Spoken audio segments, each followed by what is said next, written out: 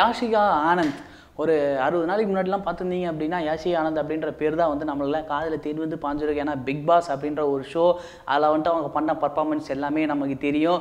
அவங்களுக்காகவே big pass பார்த்தவங்களாம் நிறைய பேர் இருக்காங்க. இப்போ பிக் பாஸ்லாம் முடிஞ்சிச்சு. அடுத்து அவங்க என்ன தான் பண்ணுறாங்க அப்படின்னா ஒரு படத்தில் வில்லியாக பண்ணுறாங்களாம். என்ன படம் அப்படின்னா நம்ம லட்சுமி ராய் லட்சுமி அவங்க வந்துட்டு தமிழில் இருந்தாங்க, அப்புறம் தெலுங்கு போனாங்க, ஹிந்தியில் ஜூலின்னு ஒரு படம் பண்ணாங்க. அப்படியே திரும்பி தமிழோட அவங்களோட பாசம் பற்று எல்லாம் இருந்தனால திருப்பி தமிழுக்கே மறுபடியும் வந்துட்டாங்க. இந்த படம் வந்து பேர் வந்து பார்த்தோம் அப்படின்னா சிண்ட்ரிலா அப்படின்ற படம். ரீசெண்ட் டேஸில் வந்து ஃபோட்டோ ஷூட்லாம் போயிருக்காங்க.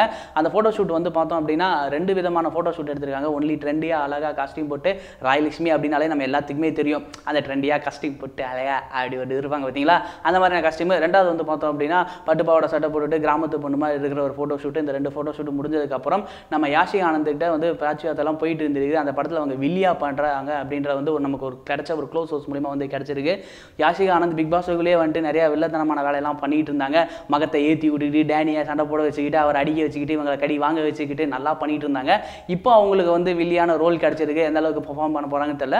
பிக் பாஸ் முடிச்சுட்டு வெளில வந்ததுக்கப்புறம் நோட்டான்ற படம் ரிலீஸ் ஆச்சு. ஆனால் வந்து அவங்க நடிகளை ஆல்ரெடி நடிச்சு வச்சுட்டு போனதுக்கப்புறம் தான் நோட்டா படம் ரிலீஸ் ஆச்சு.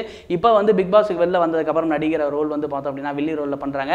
ஏற்கனவே இருட்டறையில் முரட்டு குத்து அப்படின்னு சொல்லிட்டு நல்லா ஒரு குத்தி இருப்பாங்க அப்படின்னு நம்ம சொல்லலாம். ஸோ இப்போ வர கேரக்டர்லாம் வந்து கரெக்டாக எடுத்து நடிக்கிறாங்க அப்படின்னு நினைக்கிறேன். ஏன்னா வந்து அந்த மாதிரியான படங்களில் வந்துட்டு சில கேரக்டர் பண்ணுறதை விட இந்த மாதிரியான கேரக்டர் பண்ணோம் அப்படின்னா கொஞ்சம் பேர் நிற்கும். கேரக்டருக்காக படம் பண்ணோம் அப்படின்னா நம்மளோட பேர் நிற்கும் அப்படின்றதுக்கு நல்லா கண்டென்ட் மைண்டில் ஏற்றிருப்பாங்கன்னு நினைக்கிறேன்.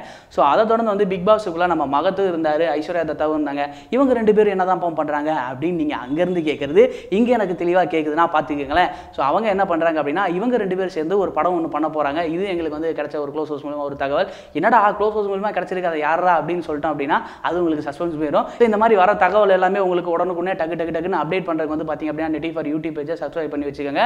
அது மட்டும் இல்லாமல் எங்களுக்கு யூடியூப் மட்டும் இல்லாமல் வெப்சைட்டும் ஒன்று இருக்குது. அந்த வெப்சைட்டில் வந்து பார்த்தீங்க அப்படின்னா இதே மாதிரி சினிமா நியூஸ்லாம் வந்து ஒன்றுக்கு கொடுத்துட்ருக்கோம். அதையும் பார்த்து நீங்கள் என்ஜாய் பண்ண அப்படின்னா கீழே டிஸ்கிரிப்ஷன் லிங்க் தரேன், போய் பார்த்து என்ஜாய் பண்ணுங்கள். நெட் டிவி ஃபார் யூ சேனலுக்கு லைக் பண்ணுங்கள், ஷேர் பண்ணுங்கள், மறக்காமல் சப்ஸ்கிரைப் பண்ணுங்கள்.